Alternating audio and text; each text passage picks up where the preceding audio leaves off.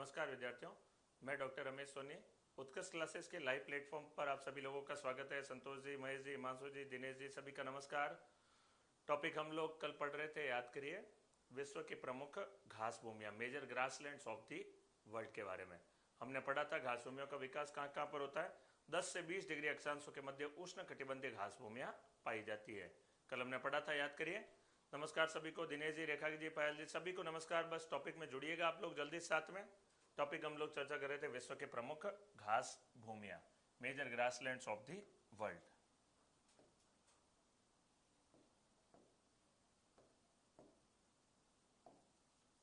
विश्व की प्रमुख घास भूमियां।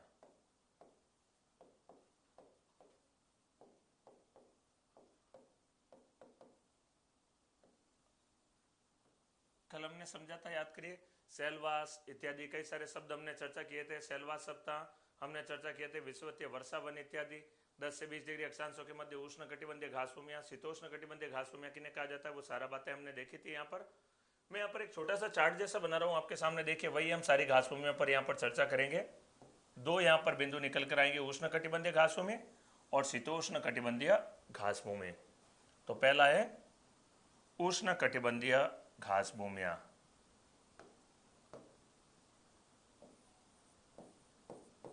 उष्ण कटिबंधीय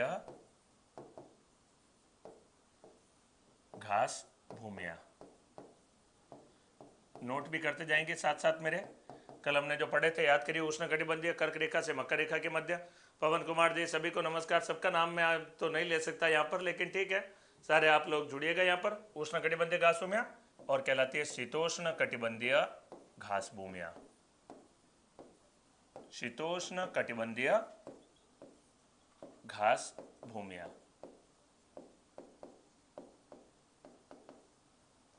तो कौन कौन सी है, जरा इसका चार्ट के रूप में आप बना लीजिए, उन्हीं का हम लोग यहाँ पर अभी चर्चा करेंगे।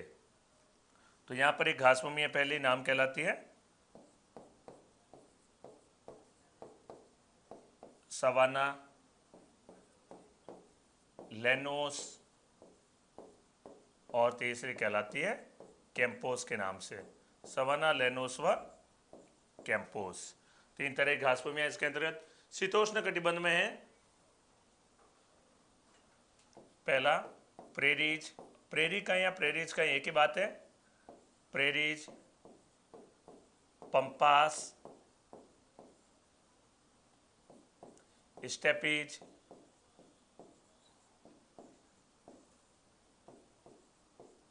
डाउन्स, वेल्ड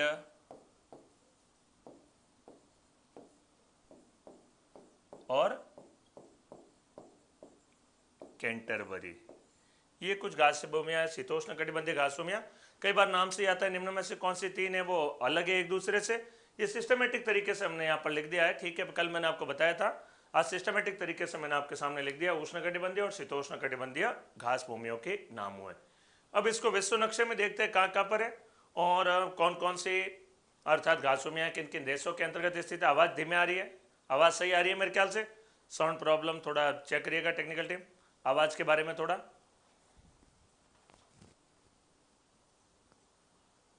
ठीक है, तो देखते हैं विश्व मैप में कहाँ कहाँ पर कौन कौन सी घास भूमियां स्थित है, उनके बारे में चर्चा करते हैं। तो यहाँ पर देखिएगा घास भूमियां कौन सी कहाँ पर स्थित है। यहाँ पर एक रेखा है, रेखा का नाम कहलाता है 0 डिग्री या भूमध्य रेखा के नाम से। 0 डिग्री या भूमध्य रेखा या विषुवत रेखा या इक्वेटर के नाम से जाना जाता है। 0 डिग्री या भूमध्य रेखा, विषुवत रेखा या इक्वेटर के नाम से। तो यहां पर हमने कल पढ़ा था, यहां पर एक रेखा है, रेखा का नाम कहलाता है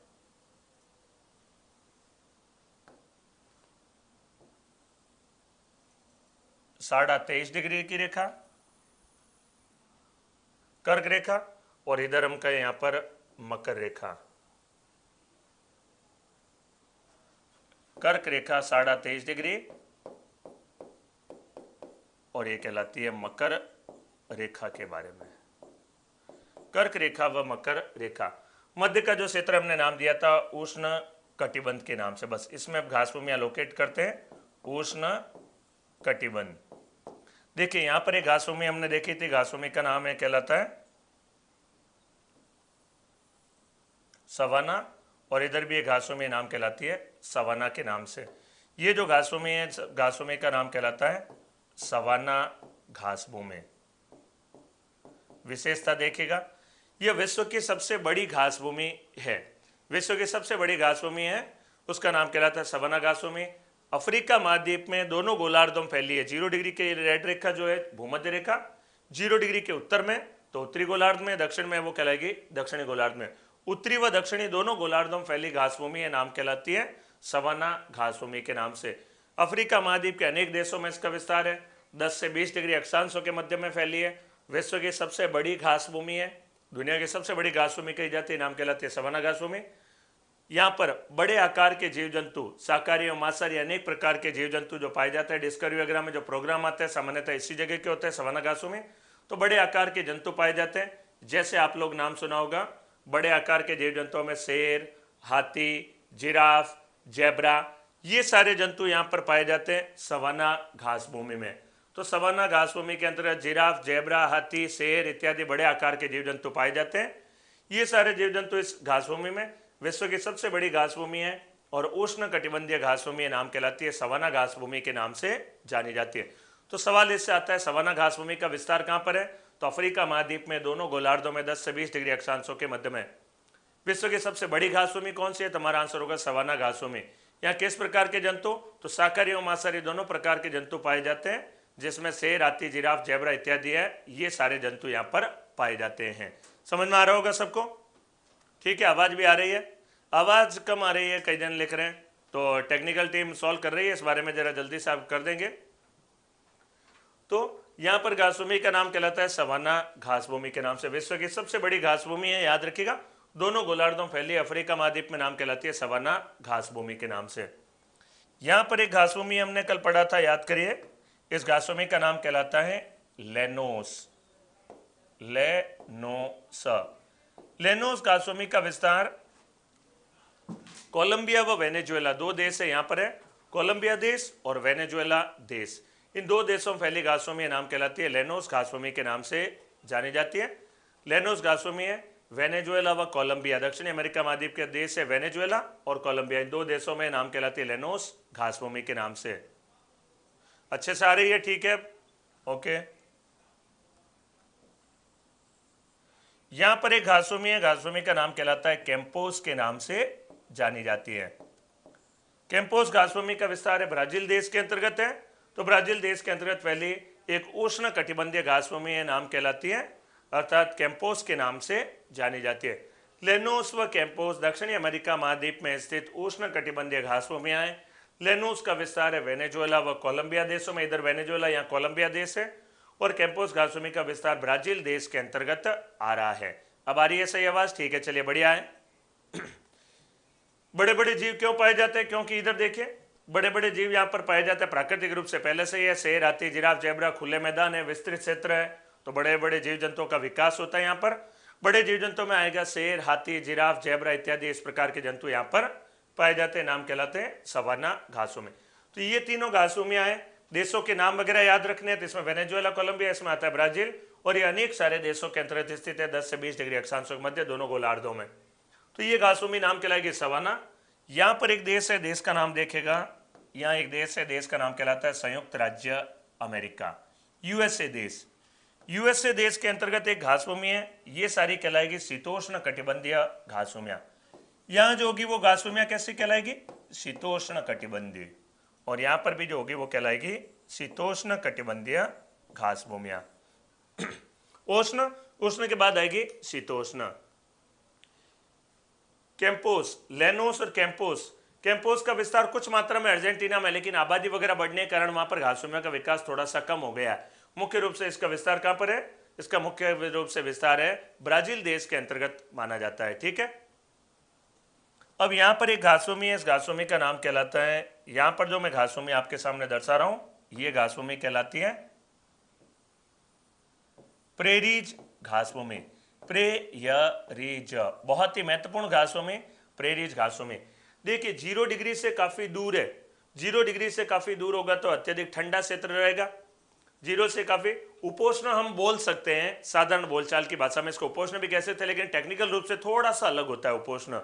उपोष्ण थोड़ा सा इससे अलग है। हम मोटे मोटे तौर पर तो कह सकते हैं। आप मुझे कहें मोटे मोटे तौर पर सर कहाँ खड़े हैं, मैं कहूंगा भारत में खड़ा हूं, ठीक है मोटे मोटे तौर पर सही है, लेकिन और एग्जैक्ट बोलूं तो राजस्थान है, और एग्जैक्ट बोलूं तो जोधपुर है। वही बात है, यहां पर मोटे मोटे तौर पर हम इसको कह सकते हैं, उपोष्ण को उपोष्ण कटिबंध भी कह सकते हैं, लेकिन टेक्निकली अभी थोड़ा और भी कई सारी बातें होती है।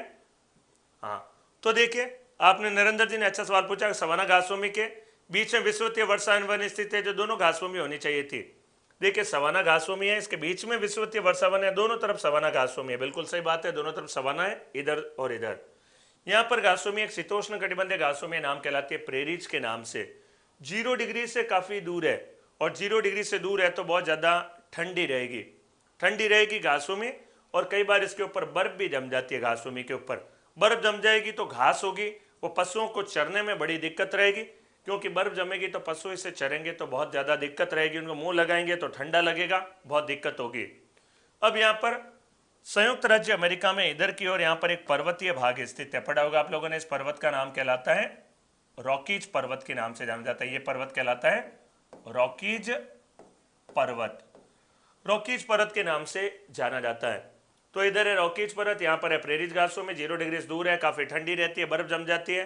बर्फ जमेगी तो क्या होगा, यहां से इधर से संयुक्त राज्य अमेरिका के इधर से एक गर्म पवनें चलती है। यहां पर इन गर्म पवनों का नाम कहलाता है चिनूक के नाम से जाना जाता है। ये गर्म पवनें कहलाती है चिनूक, चिनूक। तो संयुक्त राज्य अमेरिका में रॉकीज पर्वत को पार करके गर्म पवनें चलती है, उन गर्म पवनों का नाम कहलाता है चिनूक पवनों के नाम से जाना जाता है। ये जब गर्म चिनूक पवनें जाएगी तो काफी ठंडक है, बर्फ जमी रहेगी, तो बर्फ को क्या करेगी, पिघाल देगी। बर्फ पिघलेगी तो बर्फ पिघलेगी तो यहाँ पर बर्फ पिघल जाएगी, तो पशुओं को चरने में, जब घास के ऊपर से बर्फ हट जाएगी तो पशुओं को चरने में बड़ी आसानी रहती है। तो प्रेरित घासभूमि पर जमे बर्फ को पिघालने में सहायता करने वाली गर्म पवनें कहलाती है चिनूक के नाम से जानी जाती है। तो कई बार ये प्रश्न आता है, प्रेरित घासभूमि में कौन सी गर्म पवनें प्रवाहित होती है, उन गर्म पवनों का नाम कहलाता है चिनूक के नाम से जाना जाता है। तो ये चिनूक गर्म पवनें यहाँ से होकर प्रवाहित होती है और प्रेरित घासभूमि पर जमे बर्फ को पिघालने में सहायता करती है। तो यहाँ जमा बर्फ होगा उसको पिघालेगी, सहायता करेगी, नाम कहलाएगी प्रेरिज घासभूमि पर जमे बर्फ को पिघालने में सहायता करने वाली चिनूक पवनें। तो देखिए चिनूक ने बर्फ को पिघाल दिया, बर्फ का मतलब हुआ हिम, और हिम का मतलब हुआ बर्फ या हिम का है, हिम को पिघालेगी या हिम को खा गई, इसलिए इस पवनों का नाम क्या पड़ जाएगा, हिम भक्षिणी के उपनाम से जाना जाता है, स्नो ईटर या हिम भक्षिणी के नाम से जाना जाता है। हिम भक्षिणी या स्नो ईटर के नाम से भी इन चिनूक पवनों को कहा जाता है। इससे पशु चारण में सहायता मिलती है। अब 0 डिग्री से काफी दूर है, बर्फ पिघल जाएगी तो यहाँ पर एक खेती भी की जाती है, गेहूं की भी खेती की जाती है। ठंडे क्षेत्रों में ही होती है गेहूं की खेती, भारत में भी सामान्यतः अन्य स्थानों। जब रबी की फसल है गेहूं की, और रबी की फसल बोई जाती है सर्दियों के दौरान, नवंबर दिसंबर माह में, सर्दियों में यहाँ पर भी काफी सर्दी रहती है, तो यहाँ पर घास के साथ साथ गेहूं का भी उत्पादन किया जाता है। तो घास के साथ साथ गेहूं का भी उत्पादन किया जाता है। पवनों का नाम कहलाता है, घासभूमि का नाम कहलाता है प्रेरीज, और यहाँ पवनें कहलाती है चिनूक के नाम से जानी जाती है। तो इन प्रेरित घासभूमि पर घास के साथ साथ गेहूं का भी उत्पादन किया जाता है।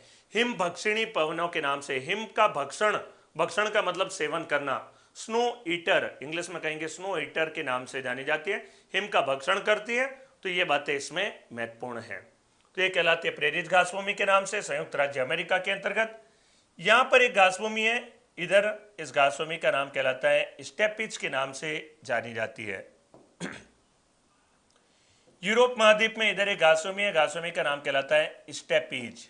स्टेपी का या स्टेपीज कह दें, एक ही बात है, किताबों में अलग अलग नाम लिखा आता है। तो स्टेपीज के नाम से विनिपेग, आप जो पूछ रहे हैं बहुत अच्छा प्रश्न किया, राजकुमार जी ने कहा विनिपेग को कहा जाता है कनाडा की गेहूं मंडी कहा जाता है। वो विनिपेग थोड़ा सा इधर की ओर आ जाता है, प्रेरिज के थोड़ा सा इधर की ओर आता है, पश्चिम दिशा की ओर, वरना ये तथ्य बिल्कुल सही है। यहां पर लिखा है देखिए स्टेपीज के नाम से। स्टेपीज घासभूमि एक शीतोष्ण कटिबंधीय घासभूमि है, रूस देश में आती है, और इधर एक देश है यूक्रेन। रूस, यूक्रेन और हंगरी, 3 देशों में ये दोनों घासभूमियां पढ़ा देता हूं, फिर मैं आपको ये सारी नोट कराऊंगा। यहां पर स्टेपीज घासभूमि पाई जाती है। स्टेपीज घासभूमि है, ये पाई जाती है रूस देश, यूक्रेन देश और यहाँ पर यूरोप महाद्वीप का देश से नाम कहलाता है हंगरी।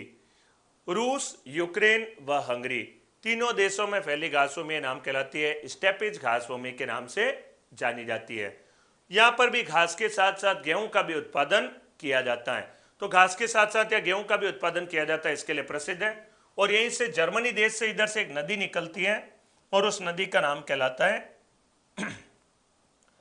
जर्मनी देश से ऐसी नदी निकलती है, नदी का नाम कहलाता है डैन्यूब नदी। नदी का नाम है डैन्यूब नदी। डैन्यूब नदी इसकी सीमा का निर्धारण करती है। डैन्यूब नदी के पूर्व दिशा की ओर घास भूमि है, तो डैन्यूब नदी के पूर्व दिशा की ओर जो घास भूमि है नाम कहलाती है स्टेपिज घास भूमि। यूरोप महाद्वीप की प्रमुख घास भूमि है, नाम कहलाती है इसे स्टेपिज के नाम से। रूस, यूक्रेन और हंगरी, हंगरी एक देश का नाम है। यहाँ हंगरी देश में स्टेपिज घास भूमि का स्पेशली एक नाम दिया जाता है, उसका नाम कहलाता है पुस्ताच के नाम से जाना जाता है। तो इससे कहा जाता है, देखिए 3 देशों में फैलाव है इस घास भूमि का। यहां पर मैं तीनों के नाम लिख रहा हूं, रूस में, यूक्रेन में, यूक्रेन और तीसरा देश है नाम कहलाता है हंगरी। रूस, यूक्रेन व हंगरी। हंगरी में इसका नाम कहलाता है पुस्ताच के नाम से जाना जाता है। तो हंगरी देश में जो घास भूमि है उसका नाम कहलाता है, इससे स्टेपिज घास भूमि का दूसरा नाम कहलाता है पुस्ताच के नाम से जाना जाता है। ये तथ्य यहाँ पर इंपॉर्टेंट है। तो एक्चुअल में हंगरी देश के अंतर्गत ही जो स्टेपिज घास भूमि है वही क्या कहलाती है, पुस्ताच के नाम से जानी जाती है। तो यूक्रेन देश में देखिए यहाँ पर भी गेहूं का उत्पादन खूब होता है, तो यूक्रेन देश में भी गेहूं का उत्पादन खूब होता है। अमेरिका में भी गेहूं का उत्पादन खूब है। यूक्रेन देश में गेहूं का उत्पादन खूब हुआ, इसलिए से यूक्रेन देश का एक उपनाम पड़ जाता है, नाम कहलाता है रोटियों की डालियों के उपनाम से जाना जाता है। यूक्रेन देश का उपनाम है रोटियों की डालियों के उपनाम से। डालियों पर रोटियां नहीं लगती है, डालियों पर तो गेहूं लगता है, लेकिन गेहूं से क्या बनती है, रोटी। तो इसलिए इसका नाम पड़ गया रोटियों की डालियों के उपनाम से भी जाना जाता है यूक्रेन देश को। तो ये सारी बातें मैंने बताई स्टेपिज घास भूमि के बारे में। 3 देशों में फैलाव और साथ साथ यूक्रेन में गेहूं का उत्पादन खूब होता है, इसलिए इसे रोटियों की डालियों के नाम जाना जाता है। स्टेपिज घास भूमि को हंगरी देश में पुस्ताच के नाम से जाना जाता है। ठीक है, ये हमने बताई यहाँ पर घास भूमियों के बारे में, ये कुछ चर्चा की। अब इन्हीं के बारे में जो बताया था हम एक बार इसको जरा जल्दी से नोट कर लेते हैं। सवाना घास भूमि, लेनोस, कैंपोस, प्रेरीज और स्टेपिज घास भूमि को ये हम यहाँ पर चर्चा कर लेते हैं। जो हमने पढ़ा है उसको नोट कर डालते हैं। तो यहाँ पर हमने सारी घास भूमियों के नाम लिखे थे, इन तीनों का वर्णन किया मैंने आपके सामने, प्रेरीज का और स्टेपिज का चर्चा की। अभी पंपास, डाउन्स, वेल्ड और कैंटरबरी, ये 4 घास भूमियां और बची हैं, इनका भी यहाँ पर चित्र हम देखेंगे और वर्णन यहाँ पर चर्चा करेंगे। तो देखते हैं अगली जो हमारी घास भूमि है, यहीं पर हम लोग चर्चा करते हैं इसके बारे में। पहला है सवाना घास भूमि, नोट कर दीजिएगा आप साथ साथ, सवाना घास भूमि।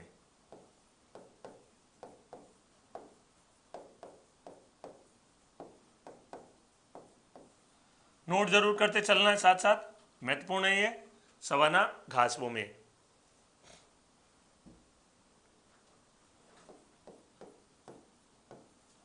यह विश्व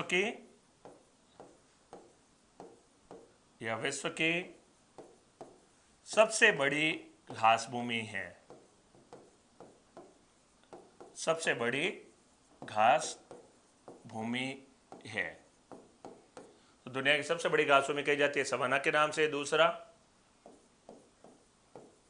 यह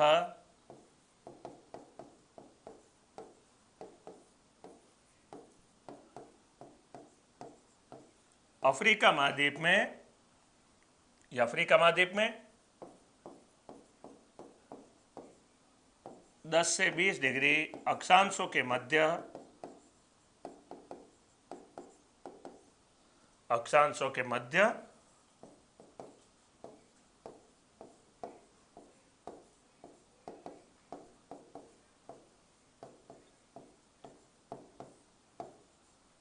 दोनों गोलार्धों में फैली है। 10 से 20 डिग्री अक्षांशों के मध्य दोनों गोलार्धों में फैली है सवाना घासों में। अगला तथ्य, यहां विशाल आकार के जंतु, यहां विशाल आकार के जंतु, नोट जरूर करते जाइएगा साथ साथ, महत्वपूर्ण है यहां पर। यहां विशाल आकार के जंतु शेर, हाथी, जिराफ, ज़ेब्रा इत्यादि पाए जाते हैं, इत्यादि पाए जाते हैं। हमने कहा था नोट जरूर बनाएंगे क्योंकि लिखा हुआ है उसका पीडीएफ आपको नहीं मिलेगा, यहाँ पर जो लिखवा रहा हूँ बनवा रहा हूँ उसका। तो ये विशाल आकार के जंतु शेर, हाथी, जिराफ, ज़ेब्रा इत्यादि पाए जाते हैं और एक ऐसी घास भूमि है, उष्ण कटिबंधीय घास भूमि है। यह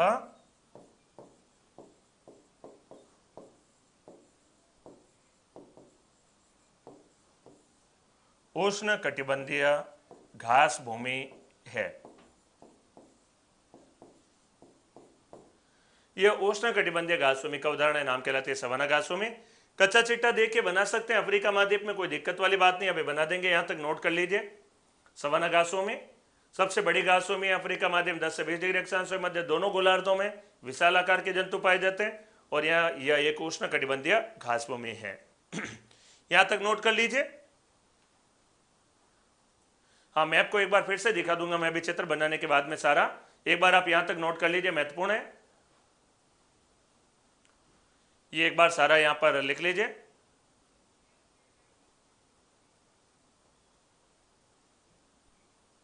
ठीक है, नोट कर लीजिए यहां पर जल्दी से। सवाना घास भूमि के बारे में वर्णन लिखा, आज घास भूमि टॉपिक कंप्लीट भी करेंगे। समय रात तो देखिए, कुछ मैं प्रश्न बनाकर आपसे पूछूंगा भी यहां पर अभी, तो जल्दी से जरा नोट कर डालिए।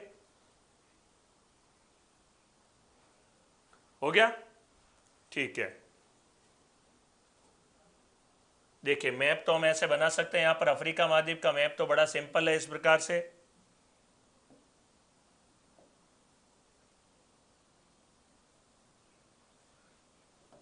जीरो डिग्री की रेखा भूमध्य रेखा,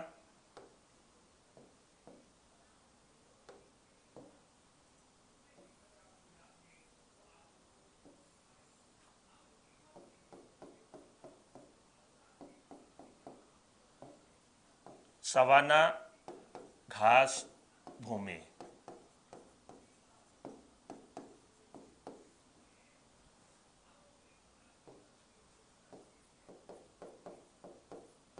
अफ्रीका महाद्वीप, ये भी कहलाएगी सवाना घास भूमि। ठीक है, नोट हो गया होगा। सवाना घास भूमि अफ्रीका महाद्वीप में दोनों और इधर की ओर, तो साथ साथ ये महत्वपूर्ण है। सवाना घास भूमि का वर्णन पढ़ा और हमने साथ में चित्र बनाया, विश्व मैप में भी समझा था।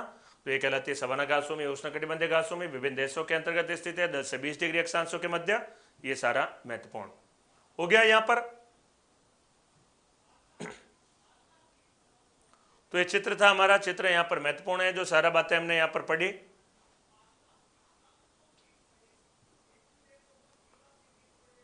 तो बन गया होगा चित्र, ठीक है। समझ में आ रहा है या नहीं बताइए? बढ़िया, समझ में आ रहा होगा। वनस्पति कुछ नहीं, घास उगती है यहाँ पर, घास के साथ साथ छोटे बड़े पेड़ पौधे निकल आते हैं। घास भूमि में क्या होती है? घास उगती है और घास उगने के साथ साथ बड़े क्या होते हैं? सवाना बड़ी है या प्रेरीज? विपणना जी पूछ रहे, सवाना घास भूमि दुनिया की सबसे बड़ी घास भूमि है, प्रेरीज नहीं है। सबसे बड़ी घास भूमि सवाना ही है, दोनों गोलार्धों में फैली है, दोनों तरफ है, दोनों का नाम सवाना है। ठीक है, चित्र बन गया होगा। यहाँ पर हमने लिखा सवाना घास भूमि के बारे में, और यहाँ पर देखिए अगला हम लिखते हैं लेनोस और कैंपोस के बारे में। लेनोस और कैंपोस घास भूमि कहाँ पर थे? लेनोस और कैंपोस घास भूमि हमने दर्शाई थी, देखिए यहाँ पर वर्ल्ड मैप में लेनोस और कैंपोस आती है दक्षिणी अमेरिका महाद्वीप में। इसका चित्र तो बहुत ही अच्छा सरल होगा, देखिए अभी दक्षिण अमेरिका का चित्र बनाएंगे लेनोस व कैंपोस के बारे में। तो अगला हेडिंग लगेगा लेनोस व कैंपोस घास भूमि। अगला है हमारा लेनोस व कैंपोस। चलिए इसमें देखिए, पहले चित्र बना रहा हूं, चित्र बड़ा सरल है इसका। तो देखिए ये तो बना ही होगा, कई बार दिल बन जाता है इससे, अगर यूं मिला दिया देखिए तो ये बन गया, यहां पर दिल जैसा बन गया है। लेकिन इसी को लंबा खींच देंगे, देखिए तो दक्षिणी अमेरिका बन जाएगा, यहां तक मैंने बनाया ही था। अगर इसी को यहां से लंबा खींच दिया तो ऐसे बन जाएगा दक्षिणी अमेरिका महाद्वीप। तो ये तो कई बार दिल तो बना ही होगा, बड़ा सरल है। तो बस इसी में यहां पर आपको दक्षिणी अमेरिका बन जाएगा यहां पर। तो यहां पर है 0 डिग्री की रेखा, नाम कहलाएगी भूमध्य रेखा। 0 डिग्री या भूमध्य रेखा, और यहां पर एक घास भूमि है, घास भूमि का नाम कहलाता है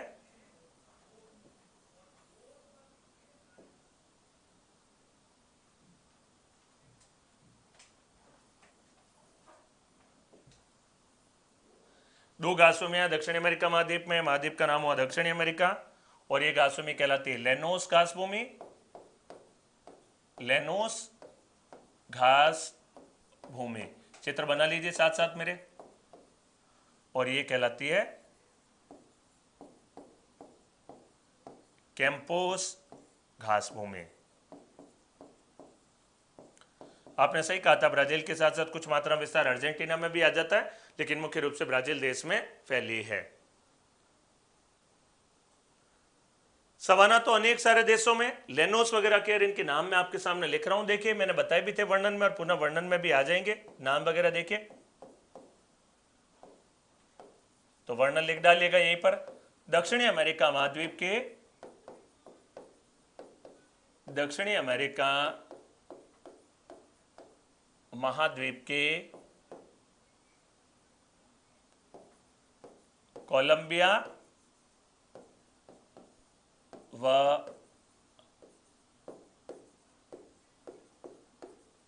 वेनेजुएला देश में स्थित है। दो देशों के नाम या देशों के नाम पूछे जाते हैं, वेनेजुएला व कोलंबिया। यह एक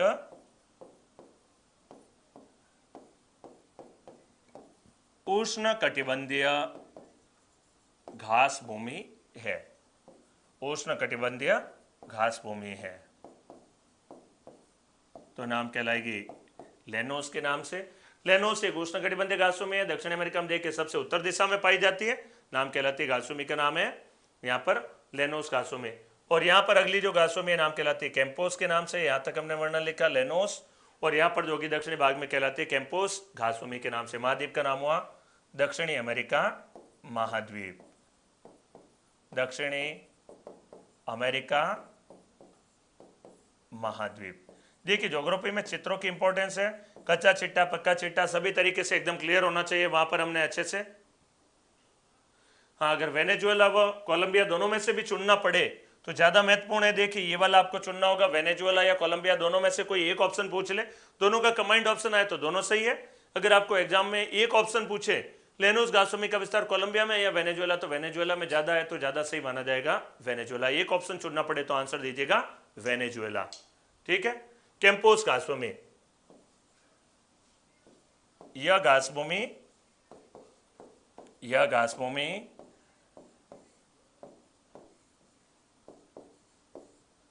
दक्षिणी अमेरिका महाद्वीप की, दक्षिणी अमेरिका महाद्वीप के, दक्षिण अमेरिका महाद्वीप के ब्राजील व अर्जेंटीना। इसमें भी देखिए भाई एक ऑप्शन पूछे तो पहला ब्राजील होगा, दूसरा कंबाइंड हो तो अर्जेंटीना भी ब्राजील व अर्जेंटीना देशों में स्थित है। नोट जरूर करना है, साथ साथ नोट्स बनाते रहेगा। ब्राजील व अर्जेंटीना देशों में स्थित है। यह एक उष्ण कटिबंधीय घास भूमि है।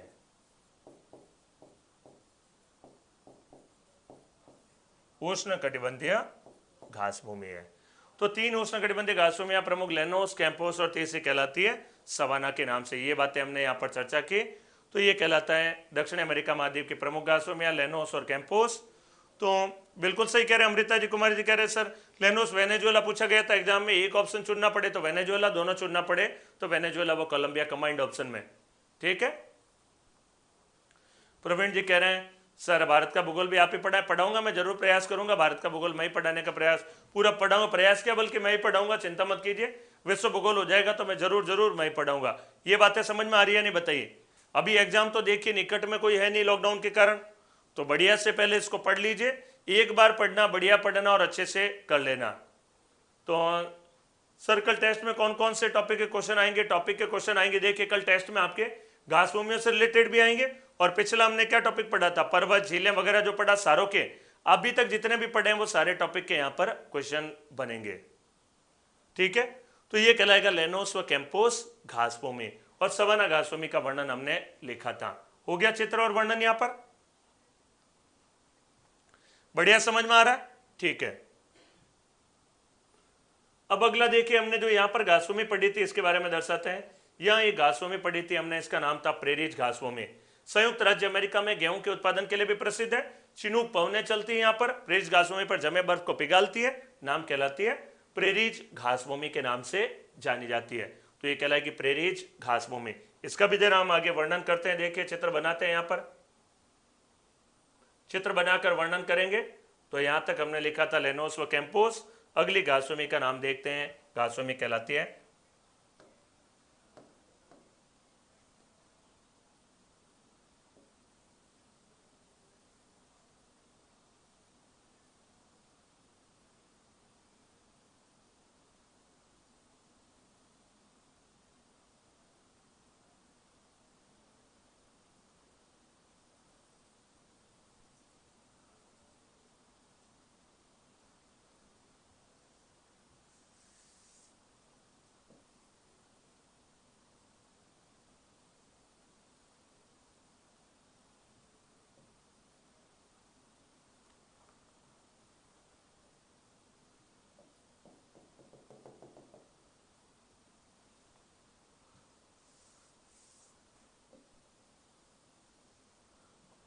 ऐसा एक देश है उत्तरी अमेरिका महाद्वीप। उत्तरी अमेरिका महाद्वीप में यहां तक एक देश है, देश का नाम कहलाता है यूएसए, संयुक्त राज्य अमेरिका के नाम से।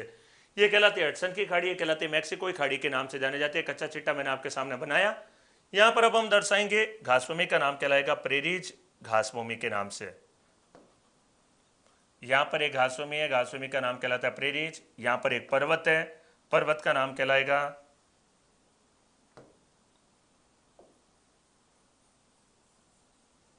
रॉकीज पर्वत, रॉकीज पर्वत। और यहां पर घासभूमि का नाम लिखा प्रेरिज घासभूमि, प्रेरिज, प्रेरिज घासभूमि। देश का नाम है यहां पर देखिए यूएसए, संयुक्त राज्य अमेरिका। और ये देश कहलाता है कनाडा। इधर कुछ भाग है, नाम कहलाता है अलास्का का। तो यूएसए, कनाडा देश, यूएसए देश के अंतर्गत घासभूमि है, नाम कहलाती है प्रेरिज घासभूमि। यहां से एक पवने चलती है, उन पवनों का नाम कहलाएगा चिनूक पवनों के नाम से, चिनूक पवने। ये जो पवने जा रही है चिनूक पवने कहलाते हैं। घासभूमि का नाम कहलाता है प्रेरिज घासभूमि। यहां पर हम लोग इसका वर्णन लिखेंगे। देखें, यह उत्तरी अमेरिका महाद्वीप के, यह उत्तरी अमेरिका महाद्वीप के, उत्तरी अमेरिका महाद्वीप के यूएसए, यूएसए का संयुक्त राज्य अमेरिका, यूएसए देश में स्थित, यूएसए देश में स्थित एक शीतोष्ण कटिबंधीय घासभूमि है। टेम्परेट ग्रासलैंड का है, शीतोष्ण कटिबंधीय घासभूमि है।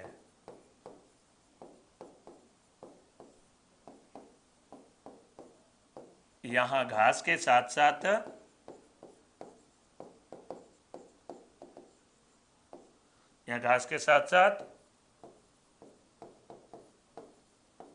गेहूं का भी उत्पादन किया जाता है।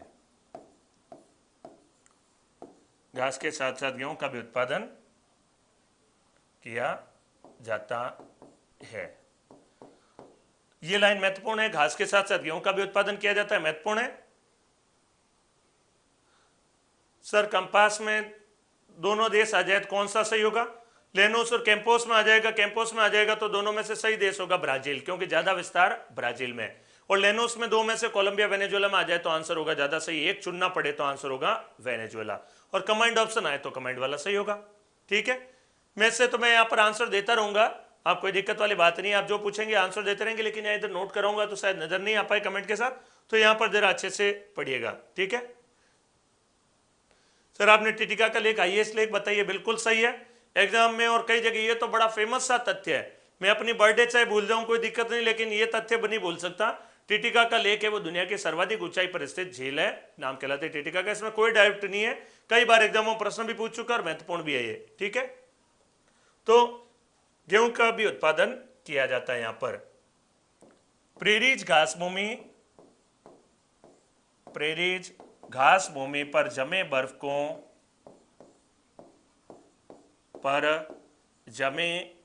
बर्फ को पिघालने में, जमे बर्फ को पिघालने में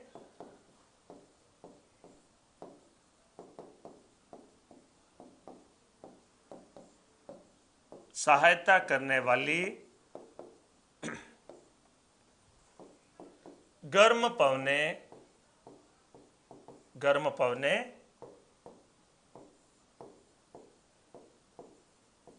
चिनूक कहलाती है।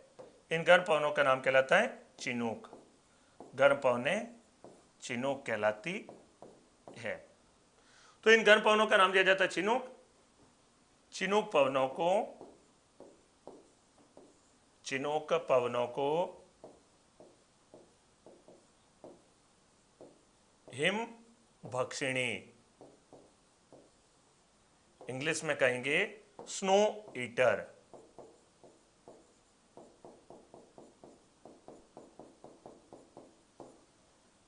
स्नो ईटर के उपनाम से जाना जाता है।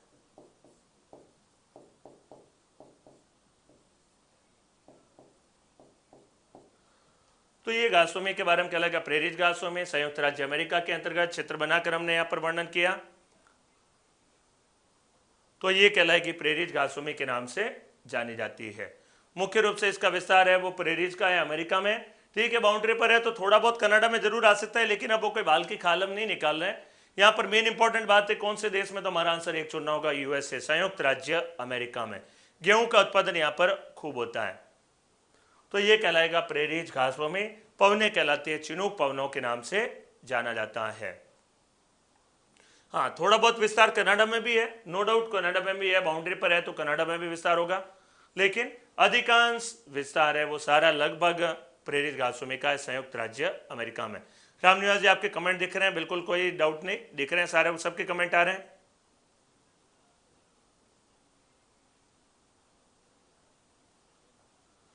तो ये नोट कर लिया होगा आप लोगों ने, अगली घासभूमि का नाम था प्रेरित घासभूमि। तो हमने चर्चा की सवाना, लेनोस, कैंपोस और प्रेरिस। अगला हम लिख डालते हैं, डॉट डॉट का मतलब ये लाइन है, यहाँ पर इधर कनाडा की सीमा, इधर है यूएसए। ये डॉट डॉट का मतलब है यहाँ बाउंड्री है, बाउंड्री जो दर्शाई है चित्र में, डॉट डॉट का तात्पर्य है यहाँ पर बाउंड्री दर्शाई है दोनों के बीच की, ठीक है। हो गया। यहाँ पर घासभूमि का नाम कहलाता है प्रेरित घासभूमि। चिनूक पवन है यहाँ पर, प्रेरित घासभूमि पर जमे बर्फ को पिघालती है। इन पवनों का नाम यहाँ पर महत्वपूर्ण है, इन्हीं पवनों को नाम देते हैं स्नो ईटर या हिमभक्षिणी के नाम से जाना जाता है। और ये जब बर्फ पिघलेगी तभी पशु चारण में क्या होगी, मदद होगी। अगला समझिएगा, अगला हमने पढ़ा था यहाँ पर, देखिए घासभूमि का नाम था उसका, अगले घासभूमि का नाम पढ़ा था स्टेपेज घासभूमि। यूरोप महाद्वीप में आती है, यूक्रेन देश और हंगरी में नाम कहलाती है स्टेपेज घासभूमि। डेन्यूब नदी इसकी पूर्वी पश्चिमी सीमा, पश्चिम दिशा कहलाती है, पश्चिमी सीमा निर्धारित करती है, नाम कहलाती है स्टेपेज घासभूमि के नाम से। तो अगला मैं वर्णन लिख रहा हूं स्टेपेज घासभूमि का। अगला मेरा यहां पर वर्णन है, नाम कहलाएगी स्टेपेज घासभूमि।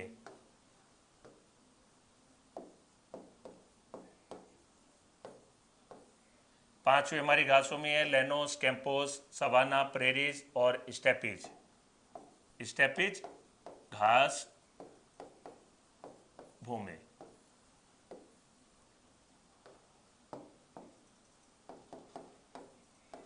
यह घास भूमि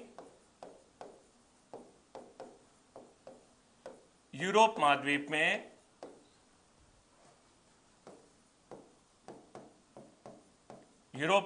में रूस, यूक्रेन व हंगरी देशों में फैली है।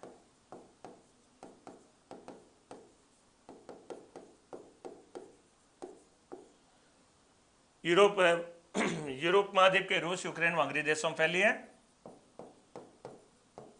यह एक शीतोष्ण कटिबंधीय घास भूमि है।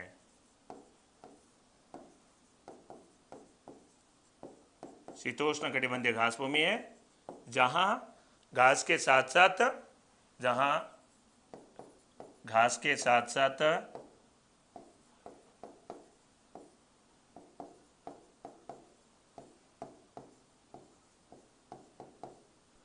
गेहूं का भी उत्पादन किया जाता है।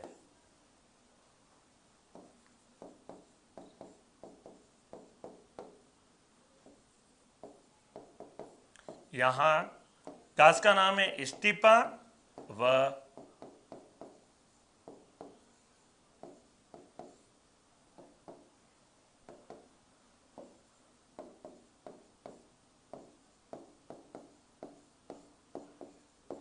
घास का नाम है स्टीपा व आर्मेनिया घास है, वो यहाँ पर उगती है, इसके लिए प्रसिद्ध है। तो हाँ, टेम्परेट जोन के अंतर्गत आती है, 23.5 से 66.5 के मध्य में आती है। घासों में शीतोष्ण कटिबंधीय, फ्रिजिड, टेम्परेट और टोरेट जोन। टेम्परेट ग्रासलैंड है, शीतोष्ण कटिबंधीय घास भूमि है। तो गेहूं का उत्पादन किया जाता है। स्टीपा व आर्मेनिया यहाँ की प्रमुख घास है, उन घासों के नाम है। यहाँ की जो घास होती है वो प्रेरी की तुलना में थोड़ी मोटी होती है, तो प्रेरीज की तुलना में थोड़ी मोटी घास यहाँ पर पाई जाती है। तो एक लाइन यहां पर और महत्वपूर्ण है, यहां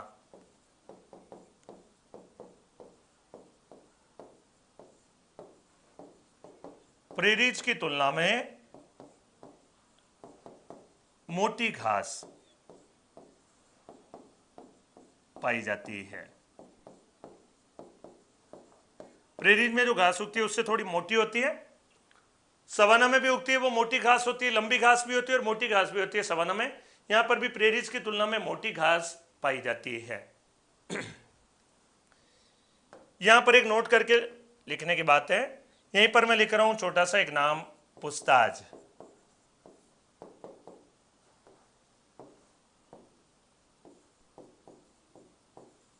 स्टेपीज घास भूमि को, स्टेपीज घास भूमि को हंगरी देश में पुस्ताज के नाम से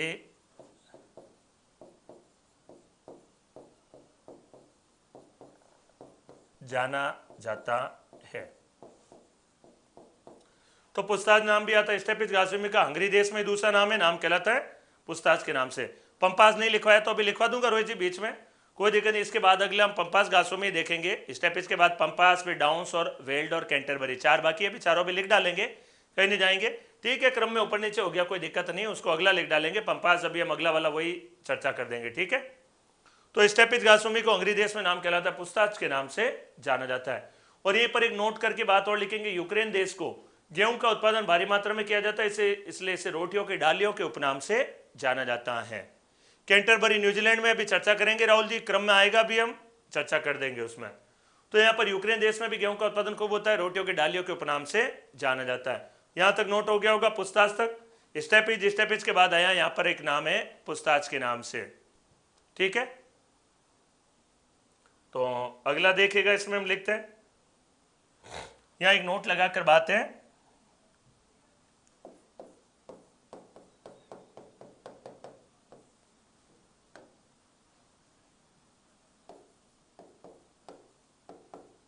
यूक्रेन देश में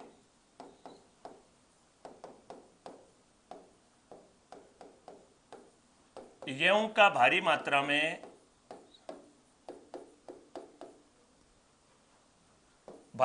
में उत्पादन किया जाता है।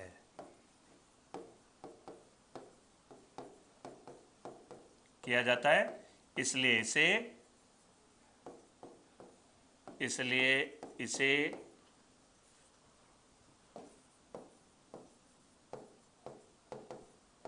रोटियों की डालियों के उपनाम से जाना जाता है।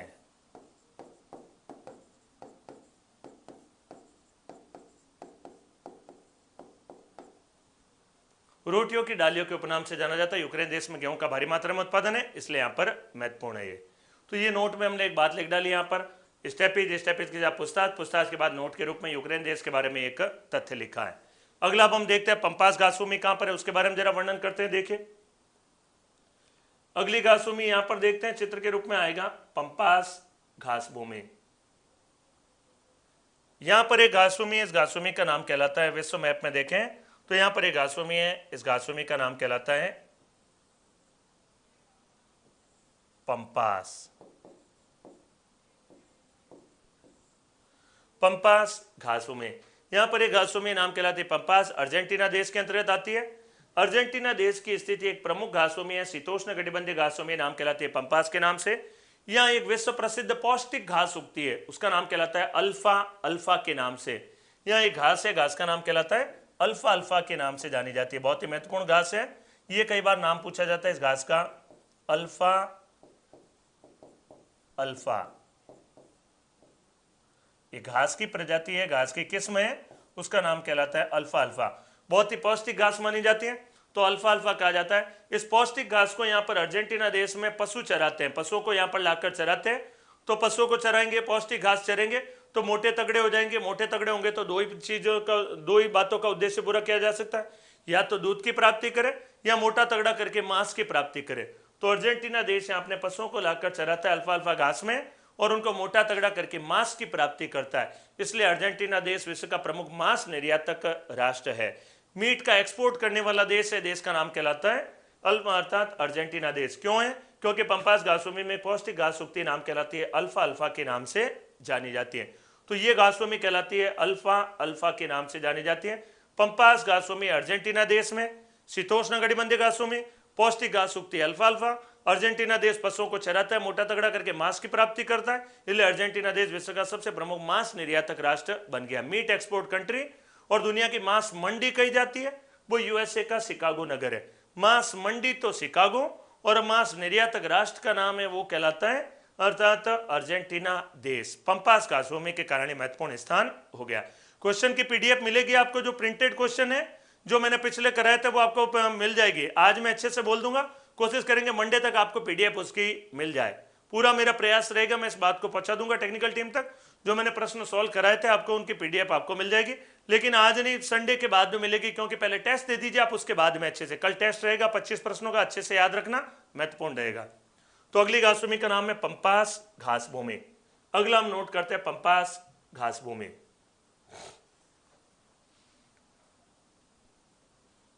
तो मैप देखिएगा भाई, बिल्कुल सरल सा, दक्षिण अमेरिका का पुनः एक बार मैप।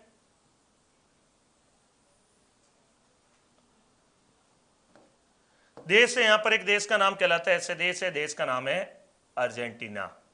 देश का नाम है अर्जेंटीना, दक्षिणी अमेरिका महाद्वीप। यहां पर ये जो घास भूमि है, घास भूमि का नाम कहलाता है पंपास घास भूमि। तो पंपास घास भूमि का विस्तार है अर्जेंटीना देश के अंतर्गत। ये देश का नाम है अर्जेंटीना देश, महाद्वीप का नाम दक्षिणी अमेरिका। तो इसके बारे में जरा वर्णन में आपके सामने यहीं पर लिख रहा हूं, यह दक्षिणी अमेरिका महाद्वीप के, यह दक्षिणी अमेरिका महाद्वीप के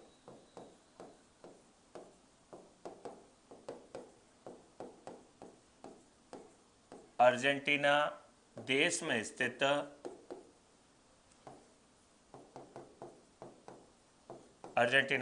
स्थित शीतोष्ण कटिबंधीय, टेम्परेट जिसे कहें, शीतोष्ण कटिबंधीय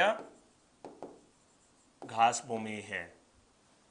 शीतोष्ण कटिबंधीय घास भूमि है। यहां विश्व प्रसिद्ध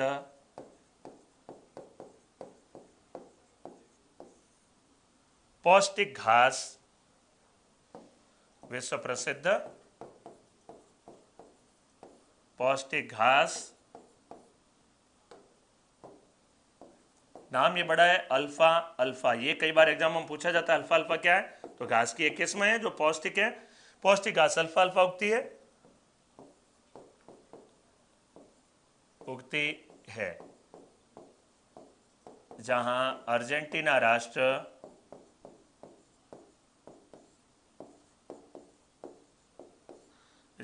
राष्ट्र पशुओं को चराकर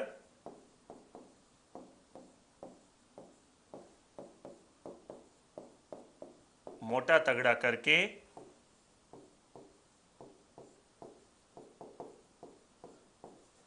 मांस की प्राप्ति करता है।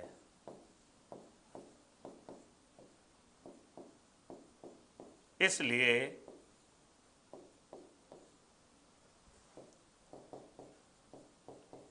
अर्जेंटीना देश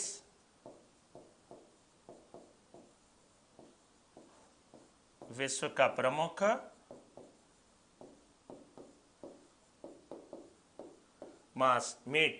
मांस निर्यातक राष्ट्र बन गया है।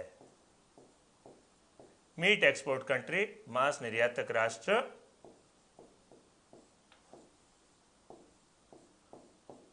बन गया है। तो अल्फा अल्फा क्या है? घास की किस्म का नाम है, यहां पर महत्वपूर्ण है।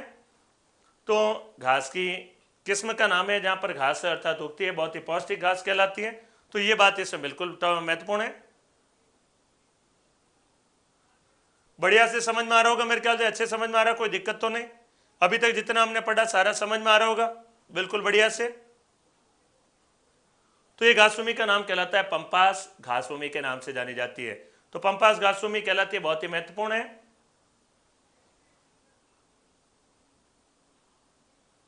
नोट कर लीजिए, जल्दी नोट हो गया होगा। पंपास घास भूमि। कल भी क्लास रहेगी, संडे के दिन भी कल क्लास रहेगी, बिल्कुल संडे के दिन कल क्लास रहेगी और आपकी टेस्ट भी रहेगा। तो क्लास के बाद आप टेस्ट भी दीजिएगा, उससे महत्वपूर्ण है। अभी तो समय चर्चा करते हैं इस टॉपिक पे। तो कल क्लास रहेगी आपके, 25 प्रश्नों का टेस्ट भी रहेगा, तो उसको अच्छे से आपको देना भी है, महत्वपूर्ण है टेस्ट। अच्छे से समझ में आ रहा है ना? ठीक है, तो नोट हो गया। पंपास घास भूमि के नाम से जाने जाती है, महत्वपूर्ण है घास भूमि। ये नाम बड़ा महत्वपूर्ण है, अच्छे से याद रखिएगा। अल्फा अल्फा घास कहलाती है। और विश्व की सबसे बड़ी मांस मंडी किसे कहेंगे? मांस मंडी कहा जाता है यूएसए देश का शिकागो नगर, विश्व की सबसे बड़ी मांस मंडी कहलाती है। ठीक है, तो मैं इसी में आगे एक नोट लगाकर एक बात और लिख रहा हूं अगले में। यहीं पर एक नोट लगाकर हम लोग बात लिखेंगे।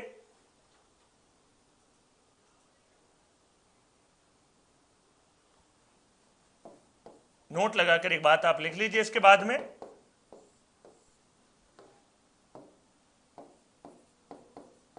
यूएसए देश के शिकागो नगर को, यूएसए देश के शिकागो नगर को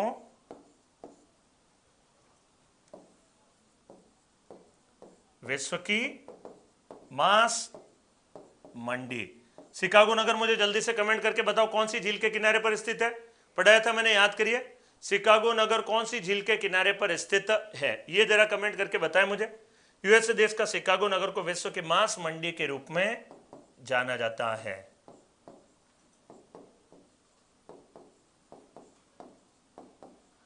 मांस निर्यातक देश तो होगा, वो कहलाएगा अर्जेंटीना। मांस मंडी कहलाती है यूएसए देश का शिकागो नगर। वर्ल्ड मैप पर समझा देते, बिल्कुल मैं वर्ल्ड मैप पर अभी दर्शा दूंगा। मैंने सारी वैसे दर्शाई थी घास भूमियां सारे वर्ल्ड मैप पर। तो मुझे पहले जल्दी से एक बार आप बता दीजिए कि शिकागो नगर कौन सी झील के किनारे पर स्थित है। कौन का दिन आंसर दिया? इरी झील। इरी झील नहीं है, अच्छे से याद करिए। इरी झील के किनारे तो डेट्रॉइट नगर था, याद करिए अच्छे से। इरी झील के किनारे पर नगर का नाम कहलाता है डेट्रॉइट नगर। शिकागो नगर है, मिशिगन झील के किनारे पर स्थित है। मुखर्जी इरी झील नहीं, मिशिगन झील है। मिशिगन झील का पूरा भाग कहां? यूएसए देश के अंतर्गत मिशिगन झील के किनारे पर नगर स्थित है, नाम है शिकागो। और इरी झील के किनारे पर नगर है, उसका नाम कहलाता है डेट्रॉइट नगर। डेट्रॉइट नगर है वो, अर्थात कहा जाता है विश्व का मोटर वाहन उद्योग का सर प्रमुख केंद्र। ठीक है, तो यहां पर नोट के रूप में हमने एक बात लिखी, शिकागो नगर को विश्व की मांस मंडी के रूप में जाना जाता है। पिछला रिवाइज करना है, महत्वपूर्ण है। तो यहां पर अभी हमने घास भूमि की, इस घास भूमि का नाम कहलाता है अब अगली जो घासभूमि है यहाँ पर हम लोग देखते हैं वर्ल्ड मैप में, यहाँ पर हमने जो चर्चा की थी, अगली जो घासभूमि है यहाँ पर आएगी दक्षिणी अफ्रीका देश और ऑस्ट्रेलिया देश में। तो यहाँ पर देखिएगा एक घासभूमि है, इस घासभूमि का नाम कहलाता है, यहाँ पर एक घासभूमि दर्शा रहा हूं, इस घासभूमि का नाम कहलाता है वेल्ड घासभूमि। इसका नाम कहलाता है वेल्ड घासभूमि है, दक्षिणी अफ्रीका देश के अंतर्गत आती है, साउथ अफ्रीका देश के अंतर्गत आती है, जिसका नाम कहलाता है वेल्ड घासभूमि के नाम से। वेल्ड घासभूमि में भी यहाँ पर एक विश्व प्रसिद्ध भेड़ का पालन किया जाता है, नाम कहलाता है मेरिनो के नाम से जाना जाता है। यहाँ विश्व प्रसिद्ध भेड़ मेरिनो का पालन किया जाता है, प्रसिद्ध घासभूमि है, घासभूमि का नाम कहलाता है वेल्ड घासभूमि। दक्षिणी अफ्रीका देश में, नामीबिया के अंतर्गत और बोत्सवाना के अंतर्गत। एक ऑप्शन चुनना पड़े तो वही है, आप एक ऑप्शन चुनना पड़े तो आंसर कहलाएगा साउथ अफ्रीका। नामीबिया, बोत्सवाना और साउथ अफ्रीका 3 देशों में है, लेकिन मुख्य रूप से विस्तार है साउथ अफ्रीका देश में। और यहाँ पर मेरिनो भेड़ का पालन किया जाता है। मेरिनो भेड़ होती है उत्तम किस्म का ऊन देने वाली भेड़ की किस्म होती है, ऊन का उत्पादन किया जाता है। यहाँ पर इस घासभूमि का नाम कहलाता है वेल्ड घासभूमि। भेड़ों को पाला जाता है, महत्वपूर्ण है यहाँ पर। और यहां पर देखिएगा हमने ऑस्ट्रेलिया देश में एक घासभूमि है, उस घासभूमि का नाम कहलाता है डाउन्स घासभूमि। ऑस्ट्रेलिया देश में जो घासभूमि है नाम कहलाती है डाउन्स घासभूमि, ऑस्ट्रेलिया देश के अंतर्गत। तो डाउन्स घासभूमि की भी विशेषता ही है, वेल्ड और डाउन्स दोनों के अंतर्गत ही मेरिनो भेड़ का पालन किया जाता है। डाउन्स घासभूमि में गेहूं का भी उत्पादन किया जाता है, मेरिनो भेड़ का भी पालन किया जाता है। और यहाँ पर वेल्ड घासभूमि में मेरिनो भेड़ का पालन किया जाता है। डाउन्स घासभूमि के नाम से जानी जाती है, ऑस्ट्रेलिया देश के अंतर्गत स्थित है डाउन्स घासभूमि। और तो यहाँ पर डाउन्स घासभूमि में मेरिनो भेड़ का पालन, गेहूं का उत्पादन, शीतोष्ण कटिबंधीय घासभूमियां है दोनों। तो ये दोनों बातें महत्वपूर्ण हुई, वेल्ड घासभूमि और डाउन्स घासभूमि के नाम से। एक घासभूमि और है, यहाँ पर देश है, देश का नाम कहलाता है न्यूजीलैंड देश के नाम से। न्यूजीलैंड देश में जो घासभूमि है, इस घासभूमि का नाम कहलाता है कैंटरबरी। कैंटरबरी घासभूमि है, वो न्यूजीलैंड देश में। कई बार देखते हैं क्रिकेट मैच वगैरह देखते हैं तो बड़ी गायें वगैरह चरते हुए वहां पर दर्शाते हैं। डेयरी उद्योग के विकास में बहुत ही महत्वपूर्ण है घासभूमि, नाम कहलाती है कैंटरबरी घासभूमि। पशुओं को चराते हैं यहाँ पर, तो दूध प्राप्ति के लिए मुख्य उद्देश्य यहाँ पर। घासभूमि का नाम कहलाता है कैंटरबरी घासभूमि। तो ये 3 घासभूमियां हैं, पुनः एक बार कंप्लीट वर्णन सुन लीजिएगा। वेल्ड घासभूमि है दक्षिणी अफ्रीका, नामीबिया व बोत्सवाना 3 देशों में आती है। दक्षिणी अफ्रीका, नामीबिया और बोत्सवाना में 3 देशों में फैली घासभूमि नाम कहलाती है वेल्ड घासभूमि। शीतोष्ण कटिबंधीय घासभूमि है, मेरिनो भेड़ का पालन यहाँ पर किया जाता है। तो घासभूमि का नाम कहलाता है वेल्ड घासभूमि। डाउन्स घासभूमि आती है ऑस्ट्रेलिया देश के अंतर्गत, ऑस्ट्रेलिया देश में स्थित घासभूमि है। यहाँ पर गेहूं का भी उत्पादन किया जाता है और मेरिनो भेड़ का भी पालन किया जाता है। घासभूमि का नाम कहलाती है डाउन्स घासभूमि के नाम से। हाँ, रेवरेना का मैदान वगैरह भी है, बिल्कुल सही है, लेकिन अभी तो हमारा टॉपिक है यहाँ पर डाउन्स घासभूमि। कैंटरभूमि घासभूमि है, वो न्यूजीलैंड देश में स्थित है, पशुचारण में मदद करती है पशुओं को, अर्थात यहाँ पर मोटा तगड़ा करके दूध की प्राप्ति की जाती है। अर्जेंटीना में तो मांस की प्राप्ति, या दूध की प्राप्ति के लिए अर्थात कैंटरबरी में पशुओं को चराया जाता है, खासतौर से गाँव में। अर्थात खासतौर से कहे तो यहाँ पर गायों का अर्थात पालन किया जाता है कैंटरबरी घासभूमि। तो 3 ये घासभूमियां कहलाएगी वेल्ड, डाउन्स और कहलाती है कैंटरबरी घासभूमि। समय हो रहा है, जल्दी से नोट कर डालिएगा।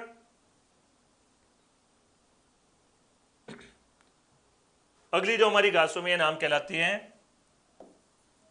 वेल्ड घासभूमि। वेल्ड घासभूमि, पहला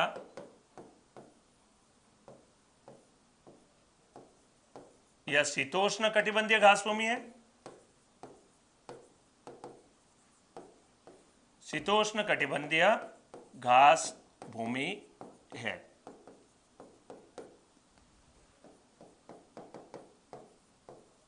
यहां ऊन की प्राप्ति हेतु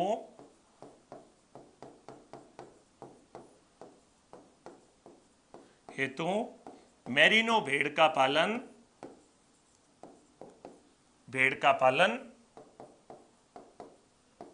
किया जाता है।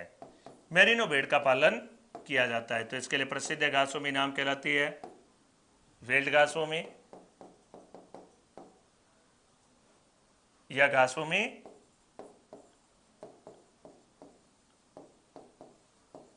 घासभूमि दक्षिणी अफ्रीका,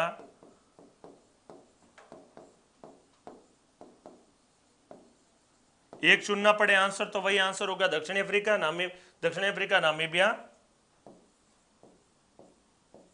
बोत्सवाना देशों में, देश का नाम कहलाता है बोत्सवाना, देशों में फैली है।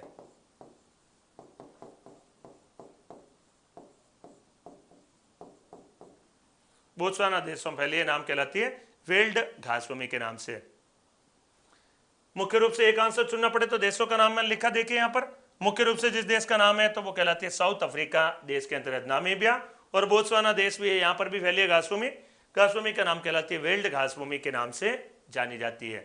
तो यहां तक हमने पढ़ा, आज हमने चर्चा की यहां पर, और एक घासभूमि और है, नाम कहलाती है डाउन्स और कैंटरबरी। कल आएंगे तो इसी को नोट करेंगे और आगे हमारा अगला टॉपिक करेंगे, इसके सवाल वगैरह कुछ प्रश्न वगैरह देखेंगे, और उसके बाद हम चर्चा करेंगे विश्व की प्रमुख नदियों के बारे में, major rivers of the world, विश्व की प्रमुख नदियां। ये टॉपिक थोड़ा छोटा था, देखिए जल्दी हो गया। विश्व की प्रमुख नदियां देखेंगे, इसके बाद में टॉपिक हमारा ये दो नोट कर डालेंगे, डाउन्स और वेल्ड। उसके बाद में हमारा टॉपिक होगा विश्व के प्रमुख नदियों के बारे में, यह हम आगे चर्चा करेंगे इस टॉपिक में। आज इतना ही, धन्यवाद।